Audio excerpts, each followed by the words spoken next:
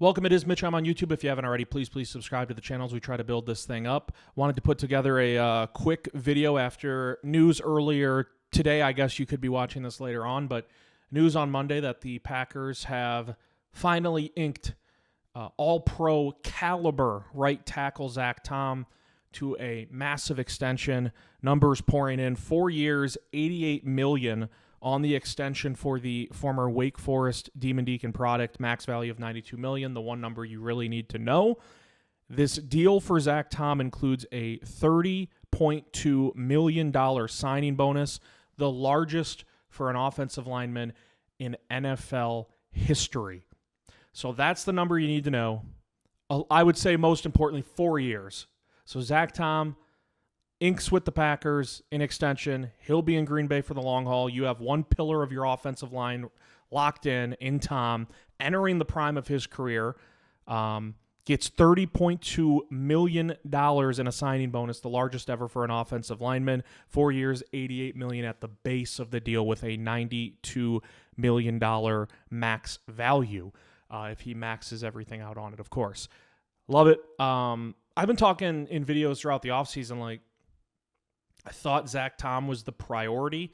There's a lot of names that are entering the final year of their contract for Green Bay. It proves how good that draft class was by Goody and company a few years ago.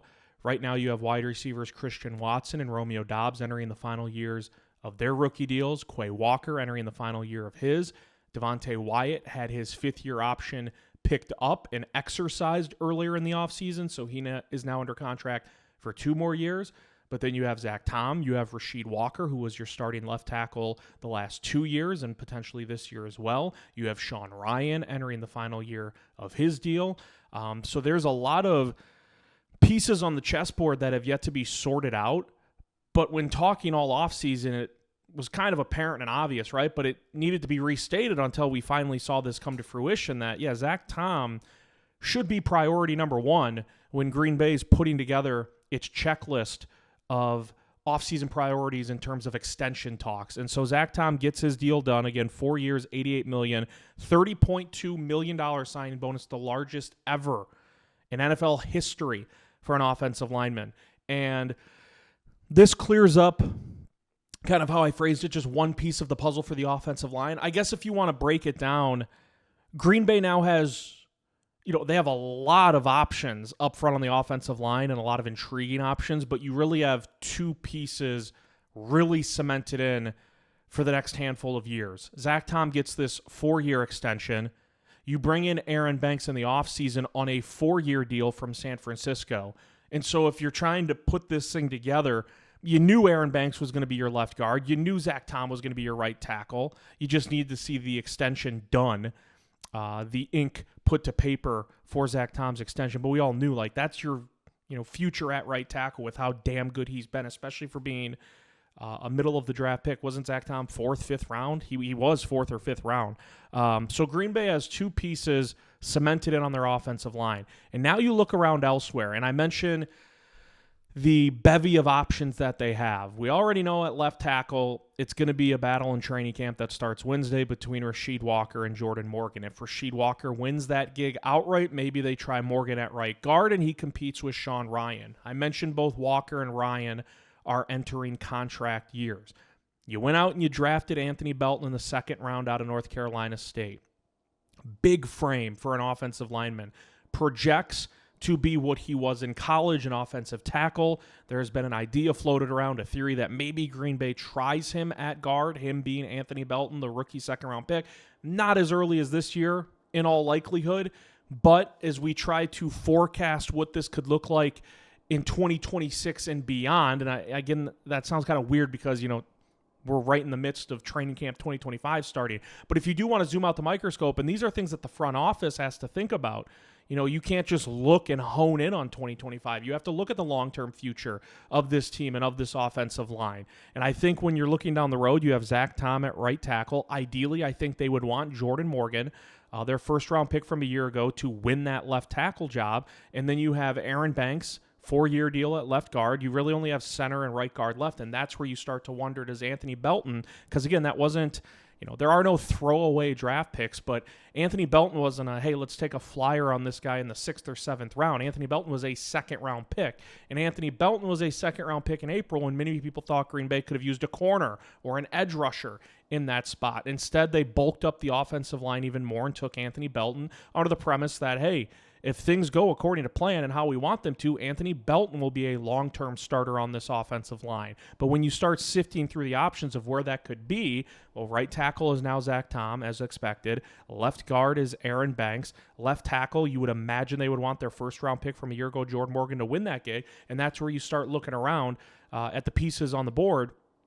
and think about the possibility of maybe Belton trying to, maybe in 2026, win a gig at right guard. There's going to be competition throughout the offseason. They've noted that at multiple positions. Was it a couple months ago? It had to have been a couple months ago. I had a video come out and kind of scoffed at the idea. I get it on the surface, but I had mentioned something to the tune of Green Bay is a bit fortunate they're dealing with someone like Zach Tom, who whenever you hear him talk, he's motivated, he's hungry, he wants to win, he wants to be out there on the field, he wants to become one of the best. He's not necessarily a walking soundbite where he's saying things of shock value. It just sounds like a dude who's always laser focused in on his task at hand of becoming a better and better and better right tackle. But earlier in the offseason, I think it was Stenavich had said there was going to be competition at both tackle positions, and I was like, both tackle positions? Like, I get it at left tackle. Rasheed Walker, who I think's been good at left tackle, right? He doesn't have, like, an incredible amount of top-tier strengths, but he doesn't really have an incredible amount of weaknesses either that really deter you from thinking he could be a starting left tackle for a long time. But there's going to be competition at left tackle, right? We knew that with Morgan and Rasheed Walker. When Stenavich said at both tackle positions, I remember recording a video and saying, why are they even putting that out into the universe? Talking about right, like Zach Tom is your starting right tackle. And then as I, kind of unfolded things a little bit, it was like, well, he is technically entering a contract year, but Green Bay's got to be prioritizing getting Zach Tom inked to a new deal, right? And as the days and the weeks and quite frankly, the last couple of months carried on, it was like, when is this going to get done? Like, it seemed like a foregone conclusion, and now all of a sudden, and I know these things take time, but it seemed like a foregone conclusion. Like, Zach Tom is your starting right tackle for the future. And when Stenavich came out and said, there's going to be competition at both tackle spots, you kind of stop in your tracks and you're like, wait, what? You have Zach Tom in this deal. I mean, you're not signing an offensive lineman to a 4-year, $88 million extension with a $30.2 million signing bonus and have him in a competition for a starting job. Yeah, Zach Tom's your starting right tackle. The only way that changes is if they want Zach Tom to start somewhere else, whether that be center, left tackle, wherever. But you give out this type of extension, Zach Tom is a starting offensive lineman on your team for the years to come. And for Green Bay, it's a 4-year extension. So where this gets interesting, and you sort of have the domino effect, is, okay, Green Bay, I mentioned that checklist they have, and I thought Zach Tom, in terms of guys who are on the final legs of their rookie deals, or their deals, or they're frustrated and want to work something new out, and we'll get to that in a second here. I thought Zach Tom was number one on that checklist, and so if you're Green Bay, you can check that box off. And where do you pivot to now? I do believe Green Bay's ideal situation here is, hey, Sean Ryan's your starting right guard this year. But we let it play out, and I could be dead wrong on this. By the time I post this video, tomorrow is Tuesday, and then Wednesday is the start of training camp. Maybe Green Bay works out a 2 or a 3-year deal with Sean Ryan. But for now, ideally, I have a hunch that their perfect scenario would be Sean Ryan was a good right guard for us. He plays as the starting right guard this year, plays out his contract, and then we slot in either Jordan Morgan or Anthony Belton there next year, and the other of Jordan Morgan or Anthony Belton is your starting left tackle. For Morgan, maybe at 2025 this year. The latest would be 2026. Maybe you have Belton at left tackle in 2026, and Jordan Morgan just fits in better at right guard. But if I had to imagine how Green Bay is viewing this through their own prism, it's, okay, Zach Tom done, Aaron Banks done. That's 2 of the 5 offensive linemen. Now, Rasheed Walker, Sean Ryan, both probably want extensions, right? They want financial security. They just didn't have the leverage that a Zach Tom had because of performance. Zach Tom playing at an all-pro caliber level. Sean Ryan, Rasheed Walker playing at a starter level, which is good. It's damn good. But Green Bay went out and drafted Jordan Morgan in the first round last year for a reason. They then doubled down and took Anthony Belton in the second round this year for a reason, and that is to have those guys at some point slot in as starters on the offensive line. This, of course, all leads us to the center spot. Elgton Jenkins sat out minicamp, was in attendance, did not participate for minicamp. I'm not going to say he's upset, he's pissed off. He just wants clarity. He has no guaranteed money left. And Elgton Jenkins' deal goes through next season. So Green Bay has him under contract for this year and for next year. He is moving from left guard to center. He knows, as well as you know, as well as I know, centers typically don't make the same money that a left guard or a right guard does. But Elgton Jenkins, I keep almost saying Zach Tom because he's the one who got the extension. Elgton Jenkins would like to be paid maybe somewhere in between what a guard makes and a center makes. And we've heard Goody say this offseason that he believes Elgton Jenkins can make this change and become an all-pro center in the NFL.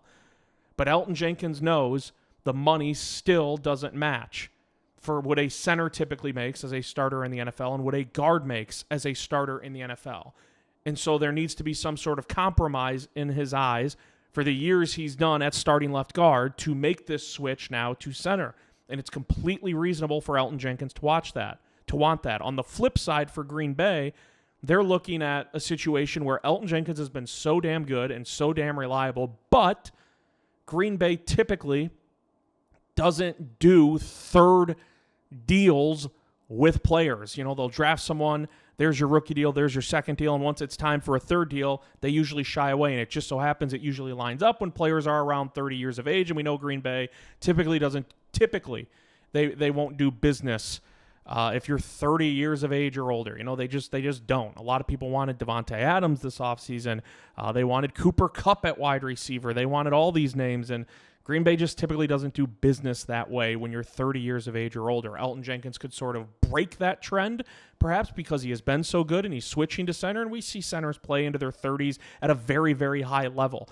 And so Elgton Jenkins is trying to buck that trend that we've seen in Green Bay for years and years. I guess you could even say maybe decades and decades, right? Unless you're a quarterback, I guess, like Aaron Rodgers, Brett Favre. There are exceptions to the rules, right? Like when Green Bay brought in Julius Peppers, I believe he was over 30 years of age, right? He was well over 30 years of age. And so Elgton Jenkins is kind of, if you're looking at just the offensive line and things that need to be sorted out, well, Elgton Jenkins, starting training camp, what is he? He's on the PUP list, right? And the difference in training camp is you can be brought off the PUP list at any point in time. Is Elgton Jenkins starting on the PUP list, or is he on the non-football? He might be on the non-football injury-related list. I think that's what Elgton Jenkins is on. I can look it up.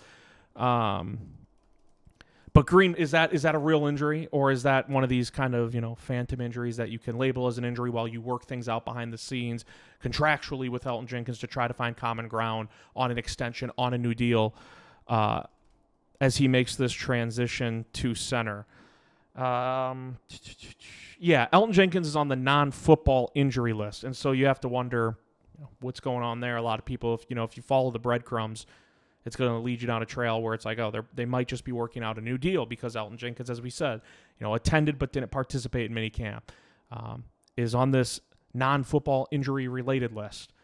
Start of training camp, probably isn't going to be in attendance until his contract and his money and his financial situation is figured out with the Green Bay Packers. So to me, that's the next domino to fall if we're ranking things. Like, I just don't think Rasheed Walker and Sean Ryan are in a spot where they're going to hold out for new deals at the start of training camp. Like, there haven't even been whispers about that, whereas with Elgton Jenkins, we've already seen it with minicamp, and now you might see it with training camp until there's a concrete conclusion solution set into place with him. So Zach Tom, you can check that box.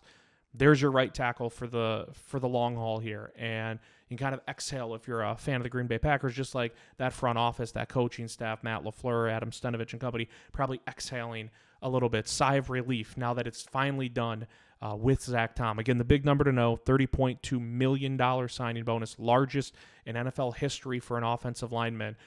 So a big box checked right before training camp for Green Bay. Now I think you pivot. And again, I'm not talking about in terms of what about Dobbs? What about Watson? What about some of these other guys entering the last year of their deal? In terms of the offensive line, next in line should be Elgton Jenkins, and what Green Bay is going to do with that situation as he makes the switch from left guard to center, but wants to address his contract situation. Again, has this year and next year under contract with Green Bay. All the guaranteed money is washed up. It's all gone. He wants some financial security, some financial clarity, stability, whatever, descriptor you want to use before he makes the switch to center for Green Bay. So we'll see. But Zach Tom, boom, done. You now have, again, we look at the landscape. Right tackle, good. You're good. You got 4 years on an extension for Zach Tom. Left guard, you're good. You got Aaron Banks on a 4-year deal done in free agency this offseason. You have a lot of puzzle pieces on the board. You have the young guys, Jordan Morgan, Anthony Belton. Much more likely, in my opinion, that Jordan Morgan would snag a starting spot this year than Belton, but who freaking knows? Then you have Rasheed Walker and Sean Ryan. Walker, your starting left tackle the last 2 years, playing pretty good football. Still really young. Sean Ryan, your starting right guard last year played pretty good football. I don't know why I'm having trouble talking today. But entering the last year of his deal. In walk years, they see Zach Tom, a member of their draft class, get this deal. Naturally, they're going to want an extension too. I don't see it, and maybe I'm wrong on that.